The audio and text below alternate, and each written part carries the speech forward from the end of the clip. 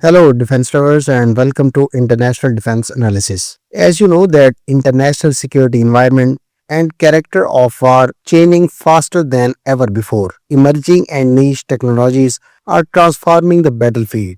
Hence, defense industries are becoming central to national power, and diplomacy is increasingly interconnected with security frameworks and military cooperations. In this volatile, complex, dynamic, and intense environment, Turkey has been emerging as an increasingly consequential strategic power, leveraging its geography, rich history, military strength, diplomatic reach, and rapidly advancing defense industry to pursue greater political stature and strategic autonomy. Its evolving roles, global and regional settings, reflect a distinctly multi-directional and assertive foreign policy. Understanding these topics requires both academic insight and practical experience.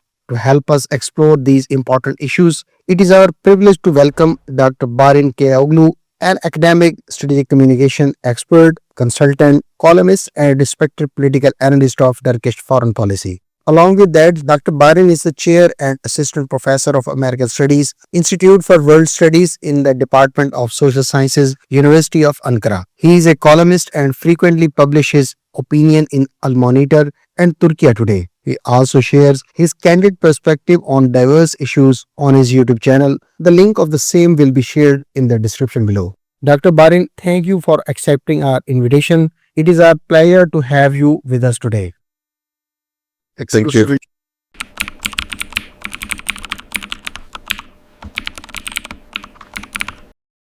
That's a very good question. It's a hard one to crack, especially the second bit. I might actually ask you to ask it to me again as I'm breaking down the first bit. Why Turkey has become a much more prominent country in world affairs? There are a couple of things. There are two things really. One is about the world system. Following the collapse of the Soviet Union in 1991, we entered what a lot of experts call a unipolar moment, where the United States was the sort of big player and really the only player in town. There were other middle and rising powers, China being the most prominent of them. But at the time, even though the notion of a middle power goes back to really the 1950s and 1960s, the middle powers didn't become as salient in world affairs once that unipolar moment started to fade away in the 2000s, most prominently starting with the 2008 economic recession in the United States. So those countries became much more important. Meanwhile, of course, we saw the re-emergence of Russia as a serious power. Whether it's a great power is something one could argue in both ways. But it's quite, I think, not up for debate that China is now the second most powerful country in the world system. The European Union never really measured up to its amazing economic prosperity, never matched this economic prosperity with any geopolitical influence. In fact, if anything, it is becoming more and more of a laughing stock in world affairs, in part because it's not a singular power, it's an intergovernmental organization by and large, but also because a lot of European leaders, especially the current crop of leaders within the European Union, are just not up to the test. And I'm sorry for name dropping here, but I specifically mean Commission President Ursula von der Leyen and the EU's foreign policy chief Kaja Kallas. So to the Turkish component of your question, is multifold. From the 1980s onward, Turkey transitioned to an export-oriented economy, pursued much closer ties economically with the European Union, which gave it a huge boost economically. For the first time, it started seeing double-digit foreign direct investment into its economy in the late 90s and early 2000s. And the ruling party, AK Party, of now President, previous Prime Minister Recep Tayyip Erdogan, made very good use of turning that economic wealth, turning that connection with the world, specifically into Turkish defense industrial matters. And this was at a critical meeting in 2004 at the Defense Industry Executive Committee meeting, where many of the decisions that were made that we're now seeing 20 plus years later turning into major weapon systems, such as the National Warship Project MEGAM, such as the National Stealth Fighter Project MMU-CON, such as the National Main Armored Vehicle, Main Battle Tank, all of these coming into fruition. Slowly, yes, but surely coming into play. Could you kindly repeat the second part of your question, though? What are the principal drivers of Turkey's evolved geopolitical significance? So to that, what I just said, Turkey becoming a more prosperous country and turning that into essentially what's called hard power in international affairs, its region also became much more volatile. In the Cold War, you had a general sense of stability, even amidst some major wars. Whenever Israel and its Arab neighbors duked it out, or if you want to take the 8-year war between Iran and Iraq, or the 1990-1991 invasion of Kuwait, the subsequent defangment, if you will, of the Iraqi state under Saddam, there was a general sense that, political borders were stable and respected. But really, as you transitioned into the 21st century, that changed. So that produced a lot of challenges to the Turkish national security outlook, but also opportunities. So Turkey started to play and ended up playing a much more active role in its near abroad. With the collapse of the Soviet Union, of course, one of the major opportunities was to be able to reach out to Turkestan, to the Turkic countries, the Turkic republics of Central Asia and the Caucasus, with Azerbaijan, as well as with Georgia, even though it's not a kin state per se. It shares a lot of common values with Turkey. And so Turkey was able to build new bridges of the sort on top of the ones that it had already built in the 1990s and during the Cold War with the West. So rather than having to make a choice between its traditional Western partnerships, Turkey was essentially able to do foreign policy from a 360-degree perspective and to reach out to any country with which it was willing to do business. So those are some of the things I would say are the main aspects of Turkey becoming more talked about in world affairs. Sir, how should we understand Ankara's contemporary worldview and regional strategic outlook as a distinct Turkish model, especially when it maintains partnership across all regions? How does Turkey balance these relationships? Well, so you mentioned the Turkish model, which then would require a very elongated breakdown of it, but I'm not going to do that. But let's just take the Turkish model notion at face value and say there's a idiosyncratically Turkish aspect to it, which is that it's one of the avowedly secular systems of government in the Muslim world. But it is now also, from a societal point of view, much more comfortable with the expression at an individual level and at a social level of religious symbols. So that's one aspect of it. Even though society overall, many social polls, social opinion polls reveal this, while at the individual level, religious observance might be going up, in terms of having a religious government or the government playing too much of an assertive role in religious affairs, the people are turning actually against that. And there's also a small population who have been fully secularized, who no longer have a religious faith for doctrine. So at one level, individuals are becoming more religious. A small portion of the population are becoming not religious. But overall, both the religious and the non-religious folks are agreeing that the government should not play a big role in religious affairs, even as overall they're perfectly okay with, people fasting during Ramadan and talking about Ramadan, etc., or going to Hajj, or going to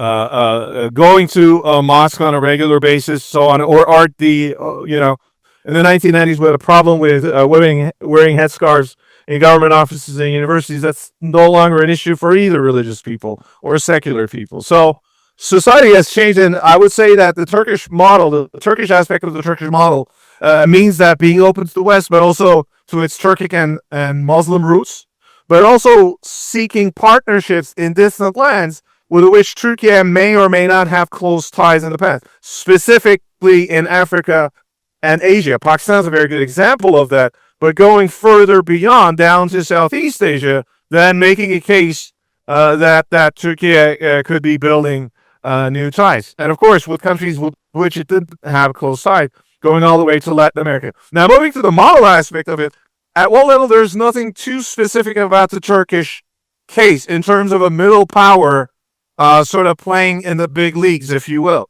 A lot of countries are doing that. A lot of middle powers are pursuing interests in distant lands without looking for permission from the great powers. And that's in that respect, Turkey is hardly the only country that's doing that. Mexico is doing it. Indonesia is doing it. Pakistan is doing it. Saudi Arabia is doing it.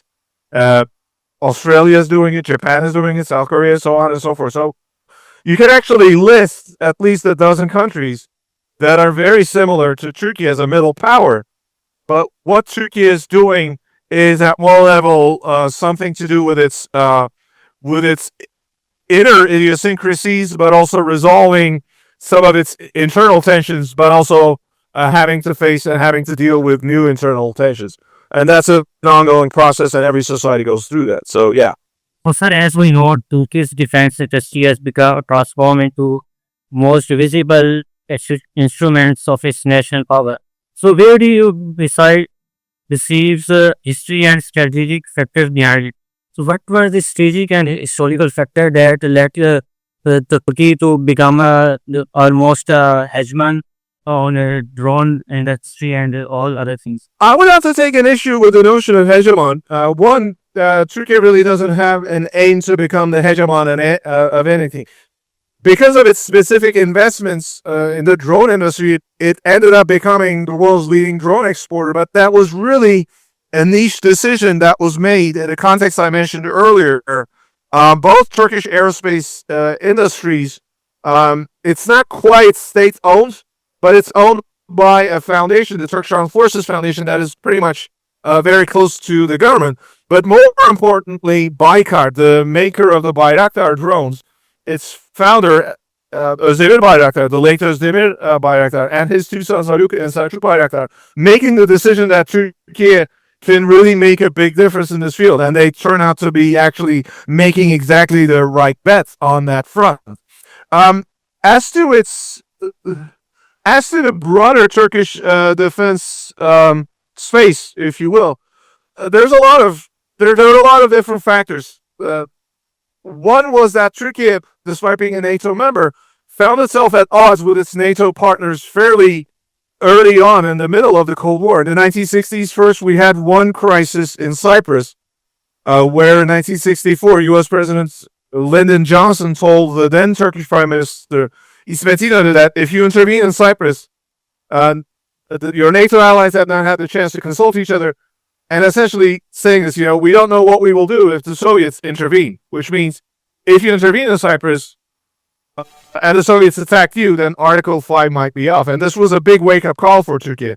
So 10 years later, when there was an even bigger crisis in Cyprus and Turkey directly intervened, it was U.S. arms embargo. And by that point, Turkey had already started building some of its weapon systems, smaller ones, but still critical ones, such as amphibious landing craft, small ones, but still important ones, which enabled Turkey to carry out the intervention in 1974. But then Turkey realized that it really had to aim big if it wanted to become independent in its foreign policy. So things like Aselsan, military electronics industry, currently Turkey's most valued company in terms of market capitalization. It reached $40 billion recently, although because of stock market prices, I think it went just below that recently. But this is bound to end up being Turkey's most valued company for a very, very long time. Turkish aerospace industries, TAI, TUSAŞ, as we say in Turkish. The other ones, Roketsan later on.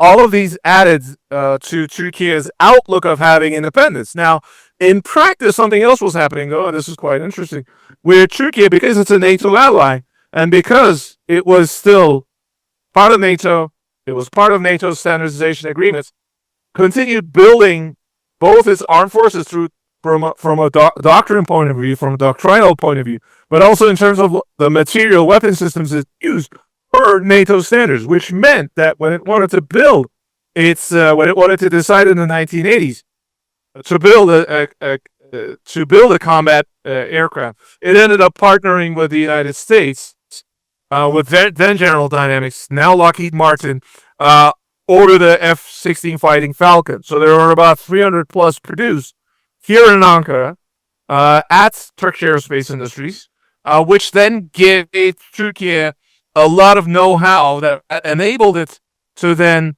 bid to become a tier, I think it's tier 3 partner of the F-35 program later on, and gave it the courage to embark upon its own fifth generation stealth fighter program, MMU-Kan.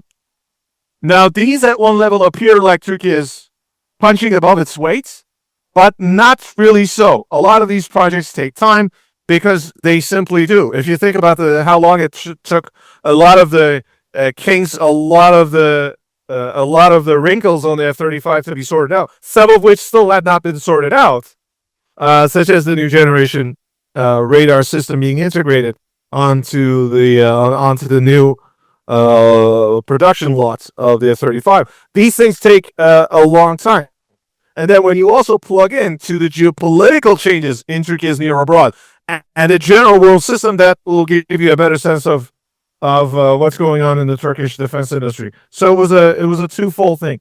I will conclude by this one. Unlike our European NATO allies after 1991, one important aspect is that Turkey never had a peace dividend. So because it was peacetime, we could just lay back, lower our defense budget, so on and so forth. We could never deal with that because so much with the PKK and other armed militant organizations, we have to think also not just about conventional warfare, but asymmetrical warfare, hybrid warfare in our part of the world. And Turkish defense industries had to essentially come up with solutions for both of those problems. And oftentimes using conventional weapons platforms in a way that can that could address problems in both the conventional battleground as well as in asymmetrical warfare, in hybrid warfare conditions. So that's how I would answer that question.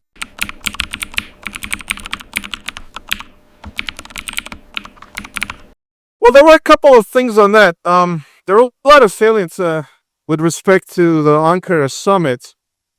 Some of it was just the boilerplate stuff. You know, they had NATO 3.0. What does it mean?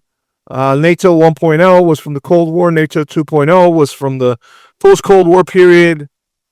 And there was still some debate at the end of the summit, at least in the open parts of the summit, in sort of the side events, including some of the ones in which I participated, that this maybe NATO 3.0 was a misnomer, and that we should really be talking about NATO 4.0. And so that tells you that, you know, with every patch update, with every software update, you know, there's going to be a lot of flukes and a lot of glitches. And that was somewhat the case here, I would say. What they generally discussed was basically what to do with the alliance, with the obvious case that the United States is going to scale down some of its commitments. Now, this happens in multiple ways. A lot of it is logistical. A lot of it is United States backing the alliance with some of the major weapons platform, things ranging from satellite imagery to signals intelligence to strategic bomber aircraft to early warning, airborne early warning systems, formerly called AWACS, strategic cargo lifters. I mentioned tanker aircraft, things of that sort. You know, how is the alliance going to make up for it as the United States withdraws some of those assets from Europe, from the European theater of operations, even though we're not talking about a war? That was one aspect of it. Things like cyber, things such as what are we going to do, both from a security standpoint, but also from a society standpoint, as artificial intelligence is really redefining our lives. I'm one of the more skeptical ones about the notion that AI is going to take over everything and it's going to completely take over our lives and our jobs, but it is definitely going to disrupt a lot of things.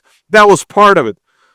And tying to the first thing I mentioned, of course, for a lot of the allies, they realized what a big, what a robust defense industry Turkey had here. So it was an opportunity for them to walk around, to visit a lot of these defense industries. Many of these high-ranking officials, government ministers, heads of state and government, were taken to Turkish aerospace industry's main field, northwest of Ankara, to essentially check out the goods, to not only buy things that are Turkish, that was one aspect of it, but also look for opportunities for joint development, for joint investment in new weapon systems. Because it's very clear that without Turkey, Europe will have to wait at least 15 years before they can produce things at scale and at the quality of either Turkey or the United States. And by that, I mean by basic NATO standards. So the Ankara summit of NATO really enabled, it was really a wake-up call to a lot of European countries that of what they can and should be doing with Turkey. And of course, there were some, shall we say, light-hearted moments. A lot of people talked about Turkish President Recep Tayyip Erdogan handing, six-pack revolvers to NATO allies, including with the ammunition in a box, and some of them had trouble getting it through customs. Some leaders, such as the Canadian and British prime ministers, I think, didn't even carry them back home with them. So that was there was that aspect. There was some of them realized that they were carrying firearms with live munition as they landed to their aircraft in their home countries. I think that was the case of the Belgian prime minister. So there were interesting moments like that. But that itself was a message to a lot of our European partners that they had to, not only at the sort of grand strategic scale, but at the individual level, that they had to start rethinking about their relationships with firearms, because oftentimes that really affects an individual's psyche when talking about broader defense issues.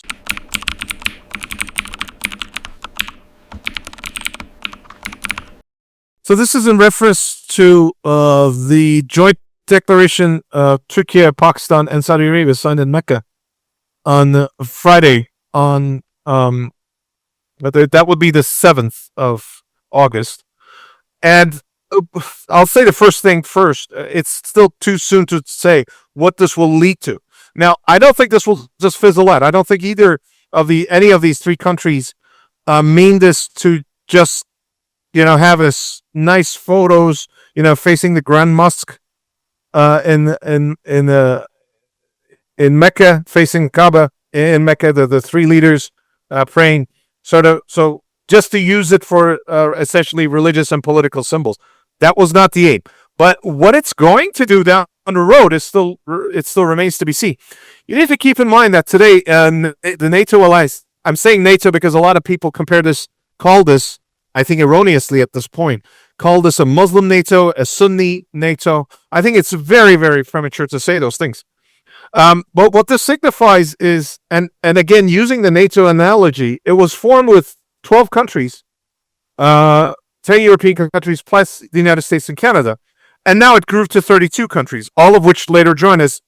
All the countries that later joined were European countries, including, in its first wave of enlargement, including Greece and Turkey in 1952. So, with respect to the Mecca Pact, as I would call it, there's several things that need to happen for us to think of this as a more institutionalized approach to regional security. One, more countries have to join it. Two, it really has to build an independent secretariat somewhere. Because of its central location, Saudi Arabia is probably going to be the best country to do this. Now, what the three countries want to get out of this from a practical point, I think, is simply deterrence. I think especially with Israel, but also to a certain extent Iran, they're signaling that, look, we don't want to fight you guys, but because you're threatening us so much in the last 2 years, if you want to fight, it's not just going to be one of us. Now it's going to be three of us. And that's a serious statement on intent. However, that's still a promise. And even NATO's Article 5, the one that says an attack on one is an attack on all 32 allies, still does not fully commit a country to declare war on the attacking non-ally. And so this isn't just a premature declaration of war on the part of Turkey, Pakistan, or Saudi Arabia against Iran or Israel or, say, the Houthis or the Taliban, right? A lot of the questions I got since Friday was, well, does this mean that Saudi and Turkish troops will be deployed to Pakistan against the Taliban, or does this mean Pakistani troops and Turkish troops will be deployed to Southwest Saudi Arabia against the Houthis? The answer is no. All of these countries would have to make their own decision on how to deal with an attack on one of the other two pact members. But it does signify an important political will that they're willing to grow this. And in fact, to add to my point, just this weekend, we're recording this on the 9th of August, Sunday, Turkish Foreign Minister Hakan Fidan said that Egypt, which was part of the R4 regional grouping that included Turkey, Pakistan, and Saudi Arabia,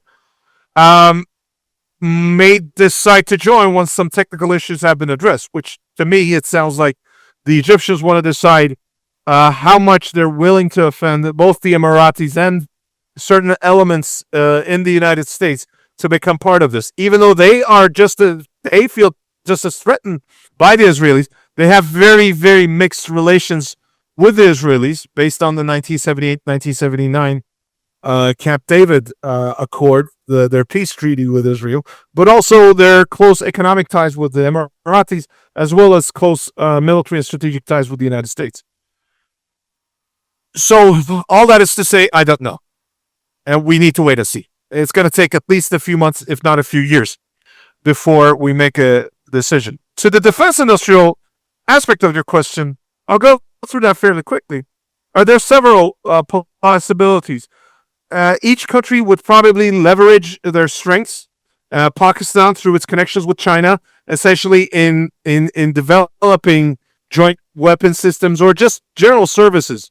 Of things like, command and communications networks, could bring insights into how they do things. But also, one of Pakistan's greatest strengths, it recently fought a conventional war against a major nuclear adversary just last year, against India. And this was network-centric warfare, and by and large, Pakistan came on top. And I dare say it won a victory against a much larger adversary. So it would, and I'm sure it's already shared a lot of its know-how with the two countries already. And Turkey and Pakistan, of course, for decades have been involved in various different defense industrial partnerships. But what Turkey can bring to the table is obviously its know-how and its ready access to NATO standards. Of course, doing this with the say-so and with the consent of its NATO partners. So a lot of the sensitive stuff will probably not share it, but the more open source Stanag platforms would probably be easier to share with Saudi Arabia and Pakistan. In the case of Saudi Arabia, of course, it is already a very prolific user of American arms platforms. So for them, the important thing would be to write a lot of checks, but also agree and explore transfer of technology options with Turkey and Pakistan in order to build some of its internal systems so that years before a crisis might break out, the Saudis will not be caught off guard in a way that would make it much more costly for Turkey and Pakistan to defend Saudi Arabia. So the advantage there for Turkey and Turkey and Pakistan. So the advantage there for Turkey and Pakistan to share their know-how with the Saudis would be that in the future, if there is a broader regional crisis, the Saudis would be able to hold their own rather than relying upon Turkey or Pakistan the way the Saudis, for example, had to rely on the United States in 1990 when Saddam Hussein attacked Kuwait. So the Saudis genuinely want the ability, like Turkey, like Pakistan, to be able to stand there on their own feet. And they've made a lot of progress, it must be said, in the last 10 years. As part of Vision 2030. They've made a lot of progress on that front, but they still have a ways to go. It didn't take Turkey or Pakistan just a few years or even a few decades to get to where they are. and the Saudis are aware of that, and this will be the new pact. The Mecca Pact will enable them to maybe walk that path much more quickly to reach a comparable level as Turkey and Pakistan in terms of defense industrial autonomy, in terms of geopolitical, strategic autonomy.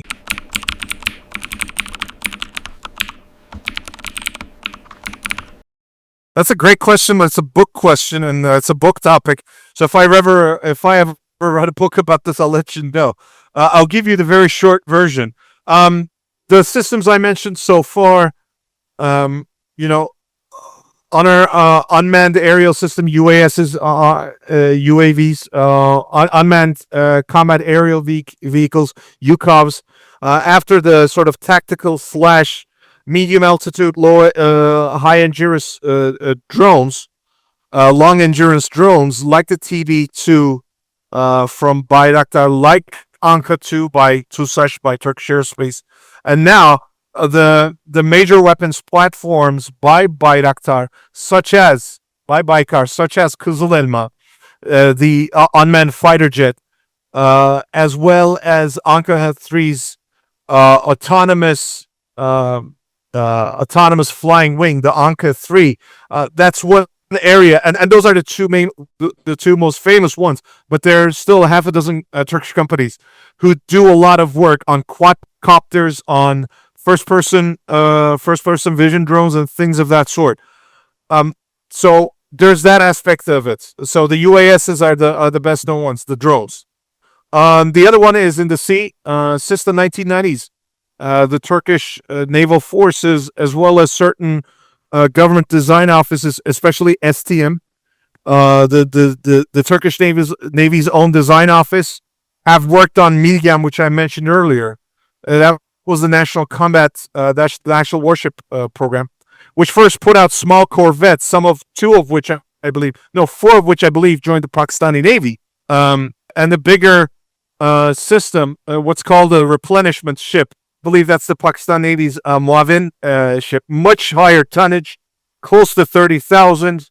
It's mostly a replenishment ship, but the ability to build small corvettes of 2,700 tons or so, almost everything built at home, with the exception really of engines, and then all of its electronic warfare suites, all of its major weapons platforms, with the exception of course, the Seahawk helicopters and things of that sort.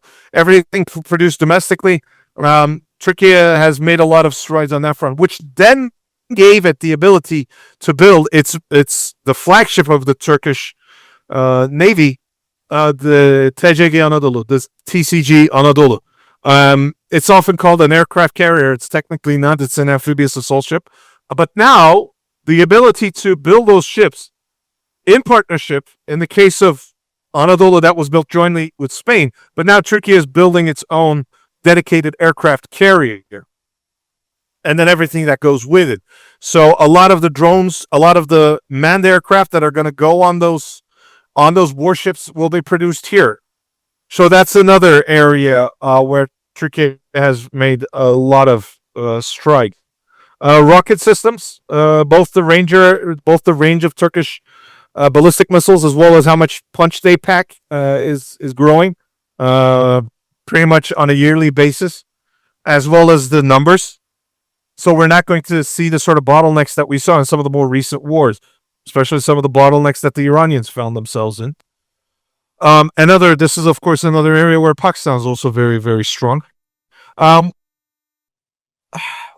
There's still a lot of things that need to be done, although, not to tout my own horn, but your viewers can check out both. If they're confident in their Turkish abilities, they can go to my Turkish channel. If they like to follow my English channel on YouTube, they can do so.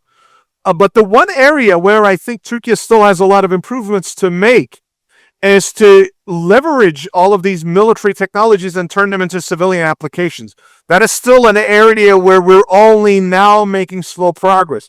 And we need not have been doing this. So with respect to a lot of military electronic systems that Aselsan developed, they gained a lot of know-how in both 4G and 5G telecom technologies.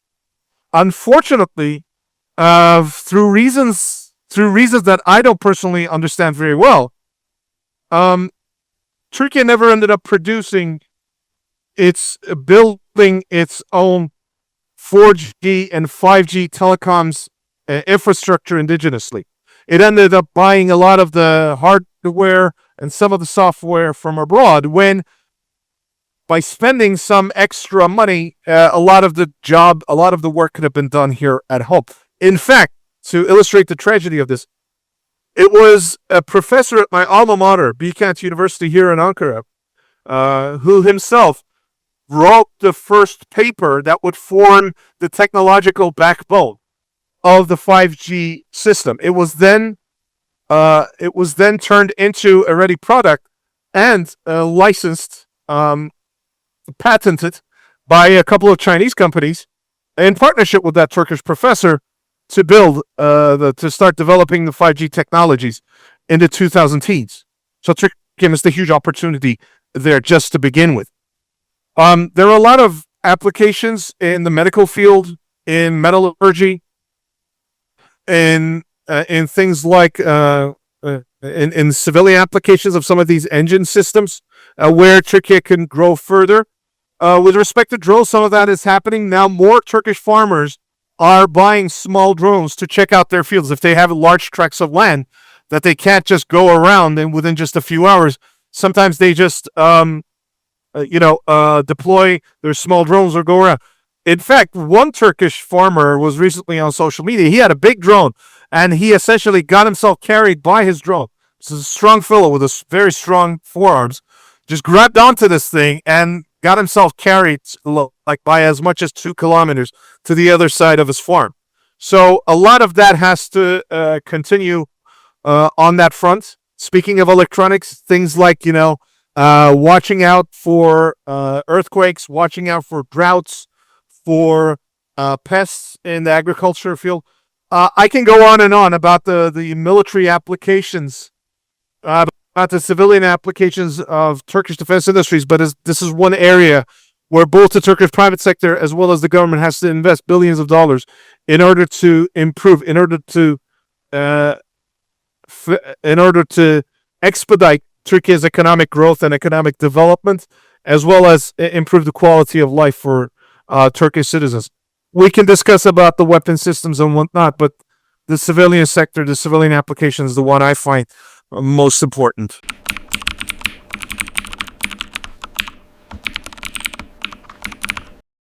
I regret I'm not as familiar as I should be with Pakistani military hardware, with doctrine, with the closest I know is that it's a fully professional military, has always been since the foundation of Pakistan. And its birthday is coming up on Thursday, I believe, on the 13th. So happy birthday, Pakistan, Zindabad. I don't know as much on the Pakistan military to answer that question, but I would say a couple of things. The first of which I suggested about Turkey doing a moment ago. Pakistan has a lot of good military production installations, from the Pakistan Aeronautical Complex to the shipyards in Karachi, so on and so forth. Produces its own its armored land system, so on and so forth. But to find a way to also figure out to make life better for the civilian sector. Because one thing I mentioned to your first question, Turkey was only able to start pouring out these systems or start their development only once its economy started to grow at a much faster rate than it used to. So fixing its economy and making sure that its defense industries are sustainable is probably the one that's most important. The political leadership therefore has to take a lot of major risks. The one advantage that the current Turkish government has is that there's, a 90% nonpartisan support for the defense industries, and any image of even a delay in certain systems, any image that the strengths of certain weapon systems could cause a huge political backlash. So whatever government is in power, whatever government is going to come to power, should have a very, very strong backbone and a stomach to weather that storm. Because the world is entering into a very worrisome phase, and society often doesn't react as positively to bad news as it sometimes does. So I would say much more than specific weapons systems, societal resilience is probably the most important one. But Pakistani society is pretty resilient. So again, I'm less worried on that front. But the managing those expectations will be very, very important, and open communications to the Pakistani people is something that Pakistani leaders should take quite seriously.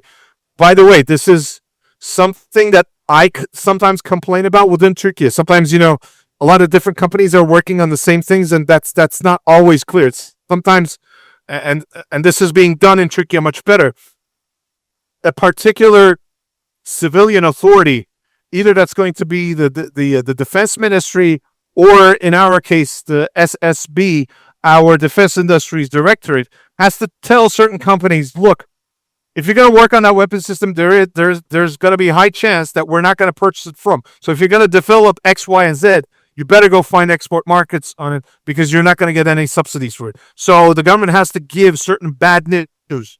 The civilian authorities have to give bad news to both public and private companies if something on which they're doing research and development is not going to play out. And it's very, very important that as 2 or 3 companies don't work on exactly the same thing and then wasting precious resources.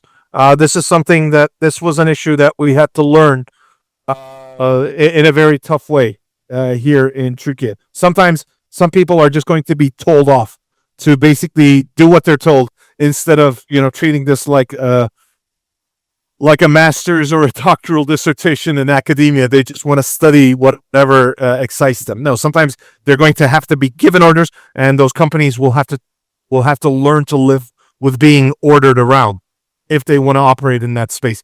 It's not a free market economy in this case. That's the one thing I would advise.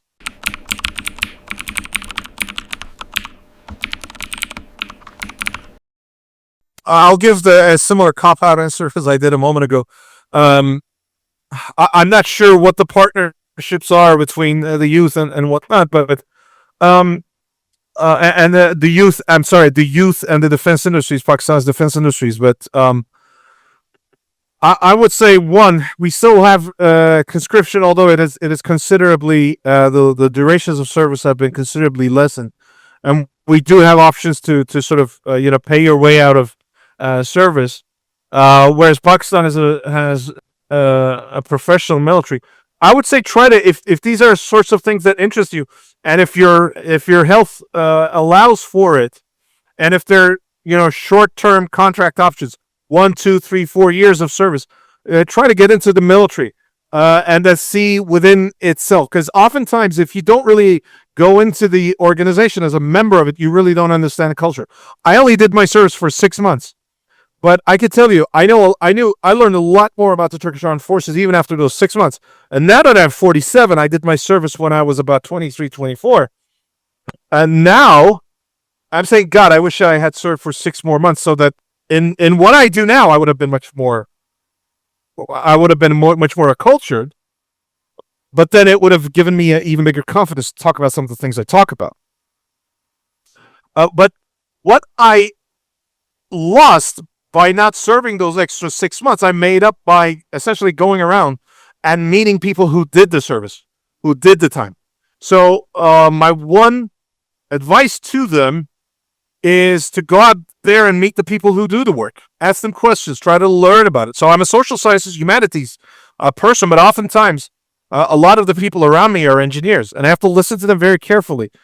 And a lot of the engineers around me, of course, are very good at explaining things using plain text rather than very complicated. We'll put a conversation in your local neighborhoods about these things with people in your country. So those are the do's. With respect to some of the don'ts, I often call myself a chauvinist on my channel, and I'm gonna come clean with that. I can be a chauvinist sometimes, a Turkish nationalist a bit too much, and that's okay by me. But I always warn folks, when you're doing your analysis, to my younger students too, when you're doing your analysis, you can only work with facts. Don't put your sentiments into it, and don't be carried away by the sentiments, positive or negative, of other people in your circles, because you're going to find both sorts of people. People who either exaggerate the successes or downplay them, or people who exaggerate the failures, or vice versa, people who say that there are no failures. If you're not making mistakes, I will conclude with this one by a good friend of mine and a former supervisor of mine, Wolfgang, who loved to say, if we're not making mistakes, we're also not doing anything. You can sit all day, not do anything, and not make any mistakes. If you're not making mistakes, then you're not really making much progress. If you want to make progress, dare to fail, dare to make mistakes. And this goes for whatever field you're working on, whether it's abstract sciences, hard sciences, engineering, or if you're in the humanities and social sciences. If these sorts of things interest you, I can assure you, you can find a way to contribute, and you just have to figure out what that means. That's how I would conclude that one. Thank you. All right, folks. Thank you. I gotta run. It has been a pleasure talking to you. Your responses were in detail and very comprehensive. And inshallah, we will surely connect with you again. Inshallah. Thank you so much. Take care. Thank you.